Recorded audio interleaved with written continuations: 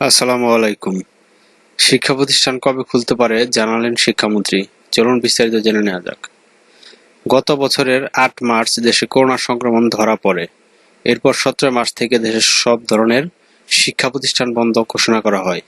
পর্যায়ক্রমে এই বন্ধের মেয়াদ দফায় দফায় বাড়ানো হয়। সর্বশেষ সিদ্ধান্ত অনুযায়ী আগামী ৩১শে আগস্ট পর্যন্ত শিক্ষা প্রতিষ্ঠান বন্ধ থাকবে। যদিও এবছর কয়েকবার শিক্ষা প্রতিষ্ঠান খোলার চেষ্টা করেও করোনা পরিস্থিতির কারণে শেষ পর্যন্ত আর সম্ভব হয়নি।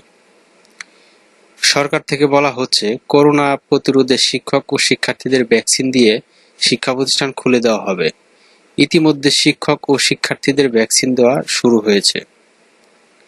এ অবস্থায় বুধবার মিন্টো রোডের বাসভবনের সাংবাদিকদের সঙ্গে আলাপকালে শিক্ষামন্ত্রী ডক্টর দীপু মনি জানিয়েছেন, সেপ্টেম্বরে শিক্ষা প্রতিষ্ঠান খোলার ব্যাপারে সরকার চিন্তা-ভাবনা করছে। শিক্ষামন্ত্রী বলেন, স্কুল, কলেজ, বিশ্ববিদ্যালয় সহ দেশের সব শিক্ষা প্রতিষ্ঠান খুলে দেওয়ার সার্বিক প্রস্তুতি নিয়ে কাজ করছে সরকার। আগামী সেপ্টেম্বর থেকে ধাপে ধাপে শিক্ষা প্রতিষ্ঠান খোলার ব্যাপারে সরকার চিন্তা-ভাবনা করছে। তবে করোনা পরিস্থিতি নিয়ন্ত্রণে না আসা পর্যন্ত স্কুল, কলেজ খুলছে না।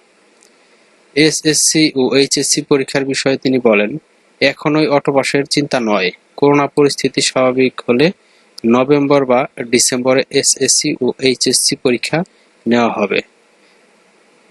ধন্যবাদ। যদি আপনাদের এই বিষয়ে কোনো মতামত থেকে থাকে তাহলে অবশ্যই কমেন্ট করে জানাবেন।